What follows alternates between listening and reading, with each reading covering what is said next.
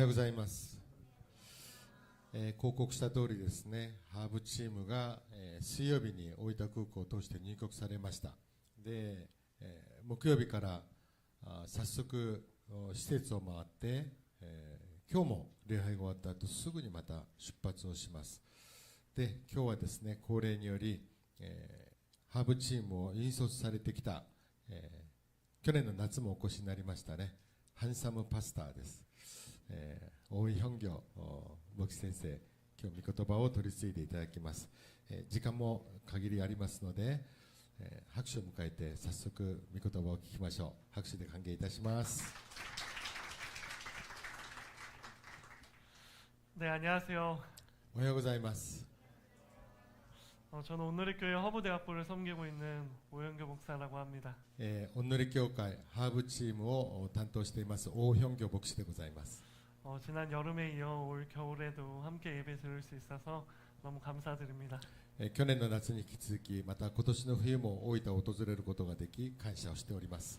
자, 오늘은요 요한복음 12장의 말씀을 통해서 마음의 상처를 치유하시는 주님이라는 제목으로 하나님의 은혜를 함께 나누도록 하겠습니다. 今日はですね、修法に書いてあります通り、心の傷を癒してくださる神様と題して一緒に分かち合いと思います。 한 가지 질문으로 설교를 시작하려 합니다. 皆さんに一つの質問を投げて始めたいと思います。 여러분은 운전하시는 것을 좋아하시나요? 皆さん運転は好きな方ですか？ 저는 운전을 시작한 지 한 6년 정도 되어 가는데요. 私はですね、ハンドルを握り始めて約6年ぐらい経ちます。 여전히 운전하는 걸 꽤 좋아합니다. やはり今もですね、運転は大好きな方なんです。 왜냐면 운전을 하다 보면 종종 멋진 하늘과 아름다운 풍경, 예상하지 못한 그런 노을들을 마주하며 감탄할 때가 있기 때문이에요. なぜならばですね、運転しているドライブ中に、素晴らしい空や山、この自然界を見るときにとても感動を受けるからです。 또 홀로 은혜로운 찬양을 들으며 아무의 방해도 없이 나지막히 기도할 수 있기 때문입니다. または車の中で一人オーディオを通して賛美を聞きながら運転しながら祈りを捧げることもできるからです。 그러나 운전을 하는 모든 순간이 항상 기뻤던 것은 아니었습니다. ところが運転しているからといって最初から最後まで全てが恵み深いとは言えません。 어떤 날에는 오늘은 정말 운전이 하고 싶지 않다라는 생각이 들 때도 있습니다. ある日はですね、今日は本当にもう運転したくないなと思う時もあります。 바로 비가 너무 많이 오거나 눈이 너무 많이 오는 날이면 그렇습니다. それは雨がジャージャー降りになった時、あるいは雪がとてもたくさん降った時です。 왜냐하면 저는 몇 해 전 아주 두려운 감정을 운전하면서 느꼈던 적이 있었기 때문이에요. 実は私はですね、数年前に運転中にとても恐ろしさを感じながら運転したことがあるんです。 출발할 때는 날씨가 굉장히 좋았는데 갑작스럽게 눈보라와 폭설이 내리기 시작했습니다. 出発する時にはすごく穏やかな天気だったのが急に大吹雪に変わった時があったんです。 그때 저는 서울에서 정말 넓은 도로인 강남대로에서 운전을 하고 있었는데요. その時私はですね、ソウルの中でも、とても広い大通り、その道路を運転していました。 그때 저는 그 운전을 하면서 눈이 내리는 걸 보기 시작했습니다. 私は運転している最中に雪が降り始めたことを感じました。 처음에는 너무 예뻐 보였어요. 最初はとてもロマンチックな雪の風景でした。 그런데 그 눈이 계속되니까 두려워지기 시작하는 거예요. そしたらですね、雪の頻度がだんだんひどくなり始めて、そのロマンチックから恐ろしさに変わっていきました。 시간이 얼마 지나지도 않았는데 도로 위는 눈으로 가득 메워지기 시작했습니다. そんな時間が経ってないのに道に雪が積もり始めたんです。 그리고 도로 위에 내린 눈이 곧바로 얼기 시작하면서 점점 차들이 정체되기 시작했어요. そして積もった雪が次には凍り始めて大渋滞が起き始めました。 그렇게 높은 언덕도 아니었는데 차들이 앞으로 나아가지 못하고 바퀴가 제자리에서 헛돌기 시작하는 거예요. そんな勾配な坂でもないのに、前の車が、空回りしながら前に進めなくなってしまったんです。 그리고 오르막 위에 정체되어 있던 차들이 뒤로 밀리면서 연쇄 추돌이 일어나기 시작했습니다. そして丘の上にいた車が後ろに滑り始めて連続的に衝突をし始めました。 그렇게 조마조마한 마음으로 한 자리에 한 30분 넘게 머물고 있었는데요. 私はまだ大丈夫でしたけども、いつかという恐ろしさで30分ぐらいずっとその場に立ちすくんでいました。 갑자기 옆에서 차 한 대가 아무렇지도 않게 그 오르막으로 올라가는 거예요. そしたら隣の車がいきなりですね、何ともないように、ずかずかと坂を上がっていくんです。 그래서 저 차는 뭐지? 왜 아무렇지도 않게 앞으로 올라갈 수 있는 거지라는 생각으로 유심히 쳐다봤습니다. 私は驚きました。あの車一体何だろう、なんであんな風に急に上がれるんだろうと言ってその車を見つめていました。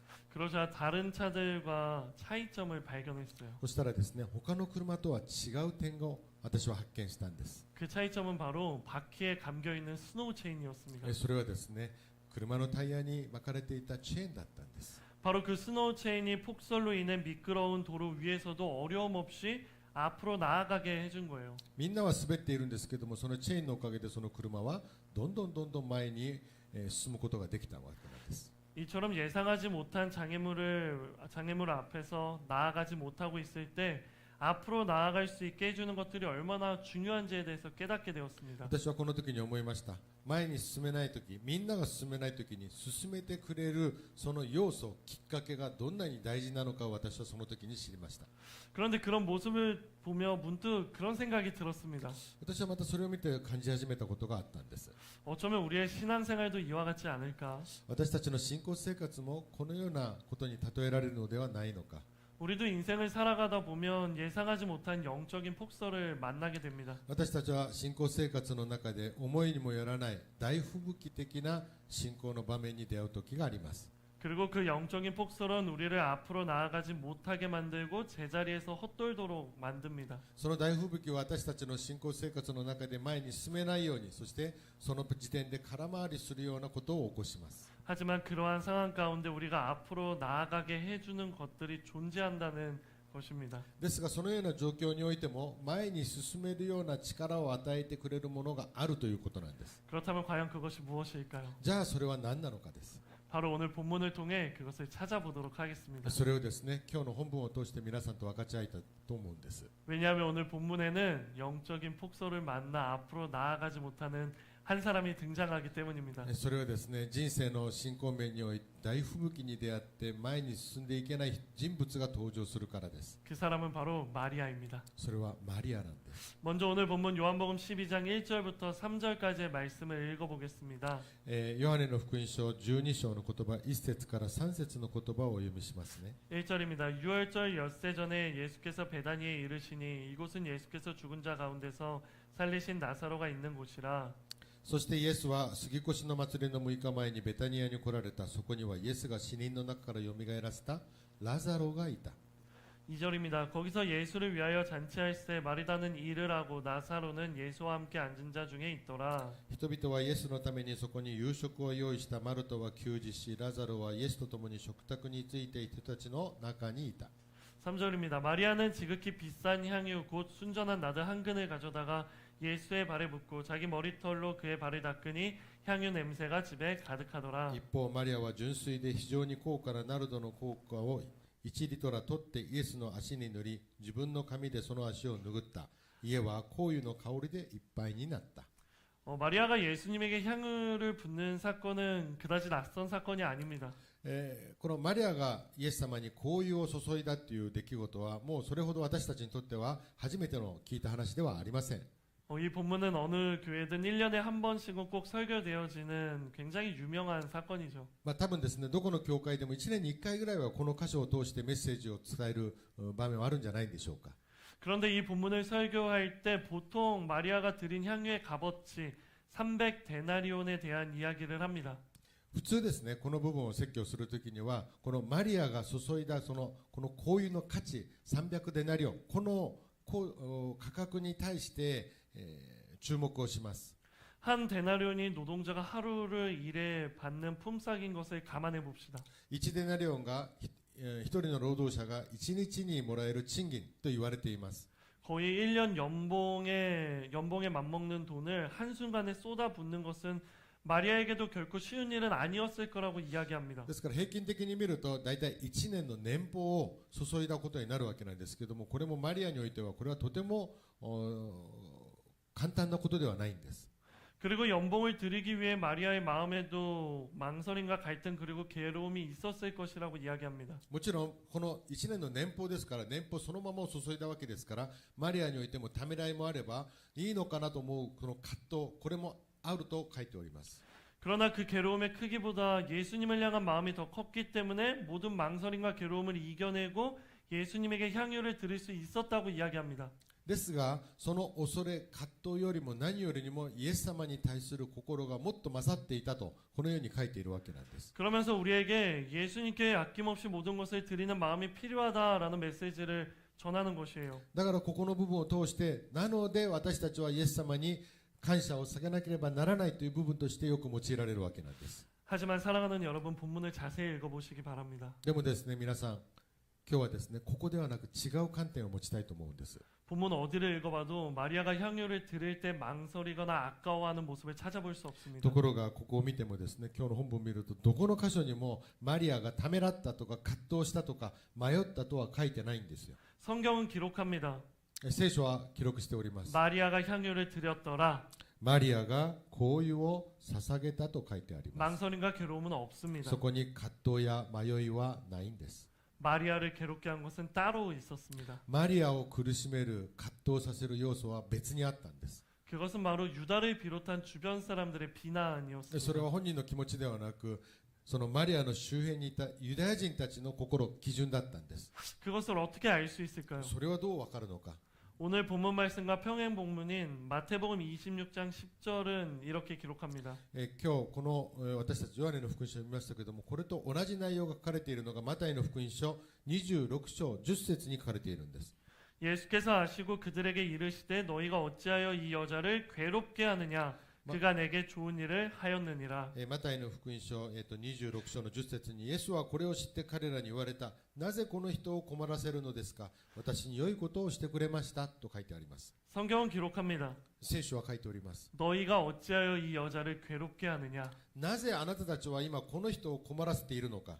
예수님의 말씀을 근거로 마리아의 괴로우며 주변 사람들의 비난이었다는 것을 우리는 발견할 수 있습니다. イエス様のお言葉を通して、我々が想像してみると、マリアを葛藤させ困らせたのは本人の価値観ではなく周りの人だったんです。 특별히 예수님의 제자였던 가룟 유다는 마리아를 향해 이렇게 비난합니다. 特にイエス様の弟子であるイスカリオテユダはマリアに対してこれを見て批判するわけなんです。 오늘 본문 4절과 5절입니다. 今日のヨハネの福音書の言葉の4節と5節を見ます。 제자 중 하나로서 예수를 잡아줄 가룟 유다가 말하되 弟子の一人でイエスを裏切ろうとしていたイスカリオテのユダが言った。 이 향유를 어찌하여 300데나리온에 팔아 가난한 자들에게 주지 아니하였느냐 하니 どうしてこの香油を300デナリで売って貧しい人々に施さなかったのか。 유다의 핵심은 마리아의 행동이 낭비라는 것입니다. このユダの価値観ではですね、このマリアの行動はとても無駄遣いをしているように見えたんです。 사실 이러한 유다의 말이 완전히 틀린 말은 아니죠. もちろんユダのこの言葉がですね、間違っているとは言えないはずなんです。 왜냐하면 가난한 자들과 함께 하시며 그들을 보살피신 예수님의 모습과도 연결되기 때문이에요. なぜなら今までイエス様は貧しい人々、困っている人々と共にされた、施しをされた、その人生の生き方から見れば全くマッチしないとは言えない部分なんです。 하지만 유다가 이렇게 말한 진짜 이유는 따로 있었습니다. ところが今ユダの本心はそういうところにあったのではなかったんです。 이어지는 본문 6절입니다. そして6節の言葉です。 이렇게 말함은 가난한 자들을 생각함이 아니오 그는 도둑이라 돈깨를 맞고 거기 넣는 것을 훔쳐감이러라. 彼がこう言ったのは貧しい人々のことを心にかけていたからではなく、彼が盗み人で金入れを預かりながらそこに入っているものを盗んでいたからであった。 여러분 비난과 비판은 다르다라는 것을 기억하십시오. 皆さん、批評と非難は違います。 비판은 옳고 그름을 판단하여 밝히거나 잘못된 점을 지적하는 것이지만 批評というものはですね、これが合っているのか間違っているのかというその価値観を通して説明をすることなんです。 비난은 의도적으로 다른 사람의 잘못이나 결점을 잡아서 나쁘게 말하는 것입니다. ところが非難というものはその人を攻撃する目的でそれを事前に引いた上でその人を評価していることなんです。 그렇기 때문에 비판을 달게 받을지라도 비난은 마음을 상하게 하고 어렵게 하는 것이죠. ですから批評は私の改善のソースにはなりますけども、非難は私に傷を与えるだけなんです。 지금 유다는 자신의 이익을 위해 마리아를 비난하고 있고 그 비난으로 마리아는 괴로움에 빠져 있는 것이에요. 今ユダはですね、自分の欲を前提に引きながらマリアを攻撃しています。だからマリアはそのことによって今心が傷を受けているんです。 저는 함께 동역하는 목사님들을 만나 교제하는 시간들을 가지는데요. 私はですね、お祈り教会いろんな牧師がたくさんいますわけですから、時々交わりを持ってこう卒をする時があります。 모두가 목회자이기에 모이게 되면 자연스럽게 사역에 대한 이야기를 합니다. もうみんな牧会者ですから当然自分の働きや牧会に関する話題に中心になります。 목회자들이 모이면 교회와 사역에 대해 아주 아름다운 이야기만 할 것 같지만 사실은 그렇지 않습니다. 残念ながらですね、牧会者が集まるとですね、とてもこう教会や働きについて前向きな話をするかと思うかもしれないけども、実はそうではない場面もあるんです。 사역을 하면서 직면하는 어려움들을 가족들과 성도님들에게는 나누기 어려운 일이기 때문이에요. なぜならそれはですね、分かち合うにはまだ足りない部分、分かち合えない部分もあり得るんです。 그래서 자연스레 동기 목사님들에게 그 어려움을 나누며 서로 위로하는 시간을 가집니다. ですから牧会者たちが集まるとですね、自然的に、お互いに慰め合いながら卒をする場面があるんです。 누군가는 설교의 어려움을 토로하고 또 누군가는 재정의 어려움을 토로합니다. 誰かは自分の説教に対して、難しさを覚えたり、あるいは誰かは、財政的なそのような献金的な話をする時もあります。 그때까지는 서로 웃으면서 조언을 하곤 하는데요. そしてお互いにアドバイスをしながら、励ましていきます。 그러다가 누군가 관계의 어려움을 이야기하는 순간 공기의 흐름이 바뀝니다. 誰かとお話をしているときに関係的な話をします。잠깐만요. 거기 앉아 계시고 요 앞자리로 오라 그러세요. 이 앞자리 비어 있으니까 이 앞자리 앉으시라 그래요. 움직이지 말고 괜찮아요. 가시죠. 네. 교회 학교를 담당하며 부장 선생님과 겪는 의견 충돌과 갈등들. 教会学校とかに行くとですね、これに意見が衝突する場面もあります。 혹은 선배 목사님 혹은 교회 장로님들과 겪게 되는 어려움과 갈등들. あるいは先輩牧会者たち同士での葛藤、これもあり得ます。 이러한 문제가 등장하는 순간 어느새 웃음은 온데간데 없이 사라지게 됩니다. このような問題が起きるとですね、今まであったスマイルは全部飛んでいきます。 그러면 우리의 만남은 그 어떤 부흥 집회보다 뜨거운 중보의 자리로 변하게 되는 거예요. そしたらですね、それがどう変わるのかというと、お互いの取りなしの祈り合いに変わっていくんです。 왜냐하면 재정의 문제나 혹은 설교의 어려움은 우리의 마음을 크게 어렵게 하는 것이 아니기 때문입니다. なぜならですね、財政とか状況が我々の心を締め付ける一番要素ではないんですよ。 하지만 관계의 어려움, 누군가가 나를 비난하는 어려움은 우리의 마음을 크게 어렵게 합니다. ところが人間関係とかそのような人の関係が私たちを苦しめていくんです。 사랑하는 여러분, 한번 우리의 삶을 돌아봅시다. 皆さん、私たちの人生を振り返ってみましょう。 우리의 삶 가운데 우리를 가장 괴롭히는 문제는 무엇입니까? 私たちの人生で私たちを苦しめる要素は何でしょうか。 한번 우리에게 두 가지 문제가 있다고 생각해 봅시다. まず2つの問題があると考えてみましょう。 첫 번째는 물질이 그리 넉넉하지 않아서 먹고 싶은 것을 다 먹지 못하고 가보고 싶은 곳들을 다 가보지 못하는 문제이고요. 一つはですね、財政的な面があって生活が窮屈で食べたいもの行きたいところがなかなか解決できないということです。 그리고 두 번째는 나의 모든 생각과 모든 행동에 대해 무조건적으로 반대하는 사람이 있다라는 문제입니다. あるいはですね、私が何かをするときに必ずこう反対をする、私の言葉に反対をする、その人がいるという問題です。 이 두 가지 문제 중에서 하나님께서 나타나셔서 한 가지를 해결해 주신다고 한다면 여러분은 어떤 것을 선택하시겠어요? さあ皆さん、この2つの問題が皆さんにあるとしたときに、神様がどっちかを解決してくれると言ったら、一つだけを解決してくれると言ったら、皆さんはどっちを解決してほしいと思いますか。 저는 고민도 하지 않고 관계의 어려움, 관계의 문제를 해결해 달라고 이야기할 거예요. 私は迷わずですね、この2つの問題のうち1つであれば、財政ではなく人間関係を改善させてください、このように祈るはずです。 왜냐하면 대부분의 심리학자들이 인정하기 때문이에요. それはほとんどの心理学者が人間の生きる姿に対して言ってるんです。 사람을 가장 힘들도록 괴롭힐 수 있는 것은 물질도 아니고 미래의 불확실성도 아니라 나를 향한 사람들의 비난이라고요. 人々を本当に苦しめるのは財政の問題とか未来に対する不安よりも、人々の非難、私に対する非難が一番人を傷つけるからです。 그렇다면 과연 이러한 비난의 괴로움의 문제들을 우리는 어떻게 극복할 수 있을까요? では私たちはこの葛藤する、この人間関係において葛藤する問題をどのように解決すべきなんでしょうか。 이를 살펴보기 위해 다시 본문으로 돌아가서요. 7절과 8절을 읽어보겠습니다. これをですね、私たちが解決の糸口を握るために、本文をまた見ます。 7절입니다. 예수께서 이르시되 그를 가만두어 나의 장래할 나를 위하여 그것을 간직하게 하라. イエスは言われた。そのままさせておきなさい。マリアは私の葬りの日のためにそれを取っておいたのです。 가난한 자들은 항상 너희와 함께 있거니와 나는 항상 있지 아니하리라 하시니라. 貧しい人々はいつもあなた方と一緒にいますが、私はいつも一緒にいるわけではありません。 7절과 8절은 마리아를 비난하며 괴롭게 만드는 유다를 막으면서 예수님께서 하신 말씀입니다.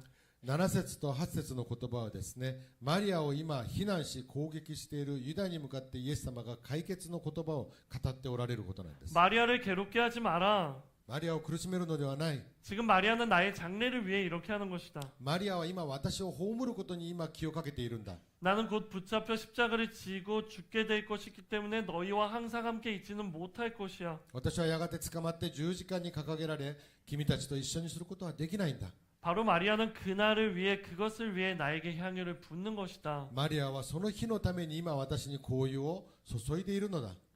유다를 비롯한 그곳에 있는 모든 사람들이 마리아의 행동을 비난했지만 예수님은 마리아를 위로하시는 거예요. ユダをはじめ周りのユダヤ人たちはすべてマリアを攻撃しますけども、非難しますけども、イエス様は彼女を慰めているんです。 이 부분에서 예수님의 말씀처럼 정말 마리아가 예수님의 장래를 위해 향유를 부었는지에 대해서는 학자들 사이에 이견이 존재하여 정확히 알 수는 없습니다. もちろんこの聖書学者たちの間では、これが本当にマリアがイエス様の葬るために油を注いだのかどうかっていうのは明らかになってなくて、学説が分かれます。 하지만 그것보다 중요한 것은 지금 예수님의 이 말씀이 마리아를 위로하고 있고 그녀의 괴로움을 치유하고 있다는 것이에요. でも大事なことはですね、今イエス様がマリアを慰め、そして心を癒しているということなんです。 사랑하는 여러분 기억해 주시겠어요? 失礼皆さん覚えてください。 상처는 사람이 주지만 치유는 주님이 주십니다. 人は傷を与えますけども、癒すのは神様なんです。 사람의 말이 아무리 우리의 영혼에 상처를 줘도 주님의 말씀은 그 모든 상처를 고칠 만한 능력이 있습니다. 人々は私に心の傷を与えますけども、神様の御言葉は十分に私の心を癒すことができるお方なんです。 비록 마리아를 향한 수십 수백의 비난이 있고 그 비난이 마리아의 마음을 어렵게 할지라도 マリアの心にたくさんの非難の矢が叩かれて、そして彼女の傷がとても深く大きくなったとしても、 예수님께서 마리아를 위로하시고 마리아의 행동에 대해 잘하였다 칭찬해 주신다면 더 이상 그것이 마리아를 괴롭게 할 수 없는 것이에요. イエス様がよくやってくれた、ありがとうというこの一言によって、これ以上のどんな攻撃があってもマリアを傷つけることはできないんです。 또 하나를 기억해 주십시오. そしてもう一つのことです。 모든 사람이 우리의 헌신과 수고를 칭찬할 수는 없습니다. すべての人々がですね、私がした働きを肯定的に、そして賛成してくれるわけではありません。 누군가는 이유 없이 우리의 헌신과 수고를 비난할 수도 있습니다. 誰かはですね、訳も理由もなしに私を非難し攻撃することが十分にあり得るんです。 하지만 예수님께서 우리를 위로해 주시고 우리를 칭찬해 주신다면 더 이상 타인의 비난이 우리를 괴롭게 만들 수 없는 でも 것입니다. イエス様が私を認めてくださり、私を褒めてくだされば、これ以上の誰かが攻撃してきていてもそれはもう傷にはなれないんです。 하나님께서 우리의 모습을 보시며 미소 지으시는데 어떻게 타인의 비난이 우리의 마음에 근심을 줄 수 있겠습니까? 神様は私を見つめて微笑んでくださるのに、誰かが私を攻撃するからといってどうやって私に傷が与えられるでしょうか。 그렇기 때문에 타인의 비난보다 강한 것은 하나님의 칭찬임을 기억합시다. なので人々の非難やそのような私に対する攻撃は神様の力より増すことはできないということを忘れないでください。 그리고 타인의 비난보다 강한 것은 하나님의 인정임을 기억합시다. そして人々の非難よりももっと優れた力は神様の認める愛なんです。 이것을 기억했을 때 골마가던 우리의 영혼의 상처는 아물어지게 될 것입니다. これを私たちが覚えているときに、今まで傷で生んできたその心の傷が癒され回復していくんです。 그리고 괴로워하던 우리의 마음은 다시 평안을 되찾을 것입니다. そして苦しんでいた私の心はやがて微笑みと賛美に変わっていくわけなんです。 그러니 하나님의 인정과 칭찬을 기억하며 그리스도인답게 이 세상의 소금과 빛으로 살아야 하는 것입니다. だから私たちは神様のこの褒め、神様の認めを覚えて、この世の中を生きていくときに塩と光の役割を果たすことが必要になってくるんです。 기억하시나요? 마태복음 5장 13절과 14절은 이렇게 기록되어 있어요. 皆さんこの見方はとても有名ですよね。マタイの福音書5章に書いて13節14節の言葉です。 너희는 세상의 소금이니 소금이 만일 그 맛을 잃어버리면 무엇으로 짜게 하리요? 후에는 아무 쓸데없어 다만 밖에 버려져 사람에게 밟힐 뿐이니라. あなたが地の塩です。もし塩が塩気をなくしたら何によって塩気をつけるのでしょう。もう何の役にも立たず外にも投げ捨てられ、人々に踏みつけられるだけです。 너희는 세상의 빛이라 산 위에 있는 동네가 숨겨지지 못할 것이요. あなた方は世の光です。山の上にある町は隠れることができません。 예수님은 우리에게 소금과 빛이 되라고 말씀하시는 것이 아닙니다. イエス様はですね、今我々に塩になりなさい、光の役割をしなさいとおっしゃっているのではありません。 예수님은 우리에게 너희는 이미 소금이 다 빛이 다라고 말씀하시는 것이에요. イエス様はですね、あなたはもうすでに塩なんだ、そしてすでに光なんだ、このようにおっしゃっているわけなんです。 이 말씀은 우리를 향한 사명의 말씀이 아니라 우리의 정체성에 대한 규정을 말하고 있는 것입니다. これはですね、私に努力しなさい、頑張りなさい、そうしなさいではなく、私たちのアイデンティティに関する問題の話なんですよ。 그러니 소금이 짠맛을 잃어버리지 않기 위해 빛이 그 밝음을 잃어버리지 않기 위해 だから塩が塩気をなくさないように、光が灯す力をなくさないように、 사람들의 비난에 우리의 마음을 빼앗겨서는 안 되는 것이에요. だから人々の非難によって塩気をなくすとか、光が消えるとかということがあってはならないという意味なんです。 그러니 비록 우리를 향한 조롱과 비웃음이 있을지라도 그러한 것들에 주눅들지 마십시오. ですから皆さん、人々の評価、人々が嘲笑うことに対して皆さん恐れないでください。 비록 세상의 조롱이 비웃음이 우리를 위축하게 만들어 우리 앞을 가로막는다 할지라도 人々が嘲笑い、私たちを非難し、私たちが前に進めないぐらいおどおどすることがあったとしても、 스노우 체인을 감은 자동차가 폭설을 뚫고 앞으로 나아가듯 예수님의 위로는 우리가 앞으로 나아갈 수 있도록 하게 할 능력을 주시는 거예요.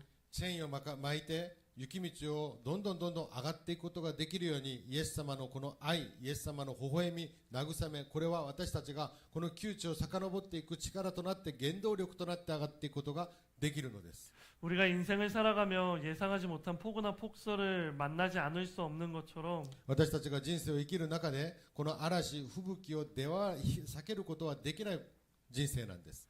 크리스천으로 살면서 어려움과 또 장애물을 만나지 않을 수는 없습니다. クリスチャンだからといって人生の障害物、人生の何か行き止まり、これに出会わないってことはありえないんです。 예수님을 믿으면 모두가 복받는다고 말씀드리고 싶지만 イエス様を信じると全てが解決しますと言いたいところでありますけども、 여전히 우리의 삶에 어려움과 문제가 있다는 것도 말씀드리고 싶습니다. やはり今も私たちの人生には問題もあり、大きな岩もあり、前を隔てるものもあり得るということなんです。 오히려 예수님을 믿는다는 이유로 겪지 않아도 될 어려움과 장애물을 만날 때도 있는 것입니다. むしろ反対にイエス様を信じることによってなかった障害やなかった危険や苦難があり得るんです。 바로 이때 저는 여기 있는 우리 모두가 예수님의 말씀에 귀 기울이시기를 소망합니다. このような時に我々すべてがイエス様の御声に聞き従うことを願うんです。 그러면 우리를 향한 예수님의 말씀은 우리 영혼의 스노우 체인이 될 것입니다. そうすれば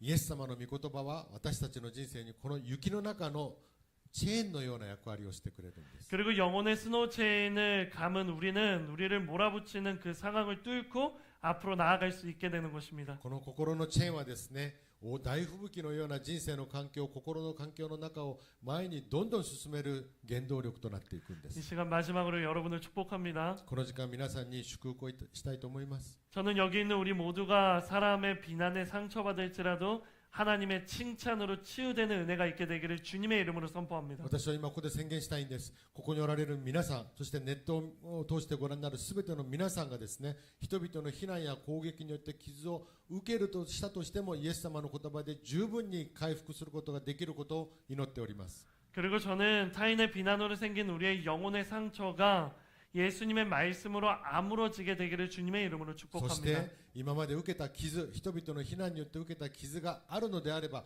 生んだところがあるのであれば、それはイエス様の御言葉によって十分に跡形もなく解決することができると思うのです。 이것이 바로 우리의 영혼을 치유하시는 예수님의 능력입니다. これが私たちの心の傷を癒してくださるイエス様の力、能力なのです。 이런 능력을 가지고 살아가는 저와 여러분 되기를 주님의 이름으로 축복합니다. この見業、力を背負って生きていく皆さんと我々になることを祝福いたします。 우리 이 시간 함께 한 번만 기도합시다. 共にお祈りの時間を持ちたいと思います。 우리 이 시간 첫 번째로 함께 기도하기 원하는 것은 まず第一にお祈りしたいのはですね、 하나님 우리가 하나님의 말씀에 귀 기울이게 하여 주시옵소서. 神様どうぞ私たちが神の御言葉に耳を傾けますように、 사람들의 우리의 마음을 빼앗기지 않게 하여 주시옵소서. 人々の非難に私たちの心が奪われないように、 사람들이 뭐라고 하든 하나님께서 칭찬하신다면 그것이면 충분하다고 고백하게 하여 주시옵소서. 人々が何と言おうと神様の評価、神様の基準が私たちのすべてとなりますように。 주님 내가 여기 있사오니 말씀하여 주시옵소서. 主よ、しもべがここにおられます。仰せください。 우리 이 시간 이런 기도 제목 가지고요 한번 기도합시다. この題目で一緒にお祈りいたしましょう。 사랑하는 내가 풍성하신 하나님 아버지, 하나님 우리가 하나님 앞에 수고하고 섬기고 또 하나님을 위하는 행동들이 하나님 이 세상의 사람들에게는 이해되지 않는 행동일 수도 있고 이 세상의 사람들의 모습으로는 하나님 아버지 바보 같은 모습일 수도 있지만 하나님 그렇게 우리를 조롱하고 우리를 비난할 수 있지만 하나님 그러한 세상의 비난보다 중요한 것은 나를 칭찬하시고 위로하시는 하나님의 그 말씀임을 믿습니다. 내가 사람들의 이야기에 마음을 빼앗기지 않게 하시고 하나님의 말씀에 귀 기울여 그 말씀 품고 살아가게 하여 주시옵소서. 수백 수천 명의 사람들이 뭐라고 해도 하나님이 괜찮다 말씀하시며 그러면 하나님 아버지 그거 하나만으로 하나님 아버지 내가 하나님 앞으로 나아갈 수 있는 그런 사람 되게 하여 주시옵소서. 정말 중요한 것은 하나님 보시기에 내가 어떤 사람인지라는 것을 기억하게 하여 주시옵소서. 그렇게 우리가 하나님을 바라보며 살아가게 하여 주시옵소서. 사랑하는 내가 풍성하신 하나님, 우리가 하나님의 말씀에 귀 기울입니다. 愛する天の父なる神様、私たち今あなた様の御言葉に耳を傾けます。 나에게 정말 중요한 건 사람의 어떠한 말이 아니라 하나님의 말씀임을 고백합니다. この時間告白いたします。私にとって本当に大事なのは人々の拍手や評価ではなく神様の御言葉であるということ。 내 주변의 모든 사람들이 나의 모습을 향해 비난한다 할지라도 私たちの姿を見て周りの人々が全てが私たちを非難することがあっても 예수님께서 나에게 잘하고 있다 말씀하신다면 그걸로 만족하는 사람들 되게 하여 주시옵소서. イエス様が私たちを通して褒めてくださり認めてくださるのであればたとえ世の評価がなくたとしても私は満足します。 주변 사람들의 비난의 마음을 빼앗기지 않게 하여 주시옵소서. 人々の非難に心を奪われないようにしてください。 어떠한 비난이 있어도 고난이 있어도 하나님의 말씀만 붙들고 나아가게 하여 どん 주시옵소서. な非難にもどんな災いの中にも私たちは御言葉だけを握りしめ前に進んでいくことができますように。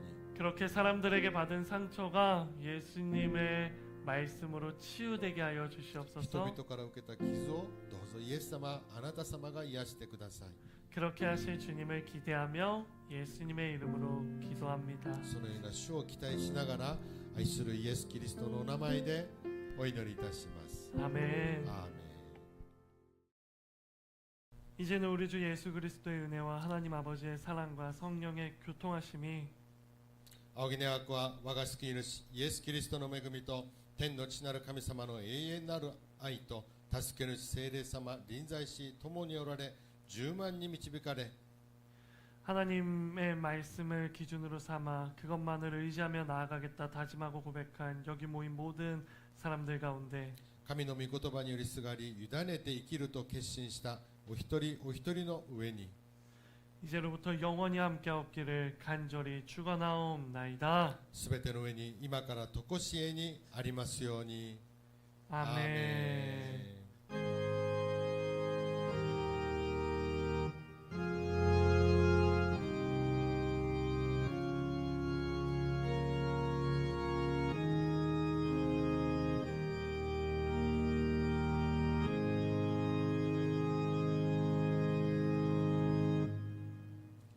レルヤ天の神様に拍手で感謝をお捧げいたします。ありがとうございます。